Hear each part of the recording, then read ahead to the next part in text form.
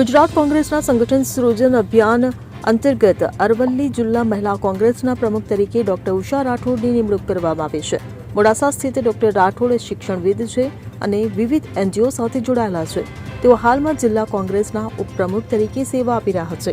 ગુજરાત મહિલા કોંગ્રેસના પ્રમુખ ગીતાબેન પટેલના નેતૃત્વમાં રાજ્યભરમાં મહિલા કોંગ્રેસને મજબૂત બનાવવાના પ્રયાસો ચાલી રહ્યા છે.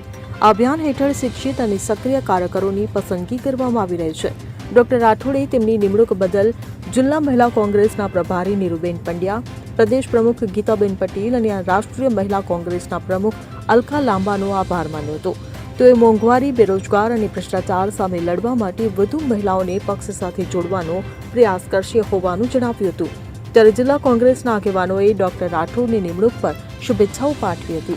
Bureau report CN24 news. હવે જુઓ દેશ દુનિયાની તમામ ખબરો તમારી આંગળીના ટેરવે. ઉઠાવો મોબાઈલ અને Google Play Store પરથી ડાઉનલોડ કરો અમારી CN24 ન્યૂઝ મોબાઈલ એપ.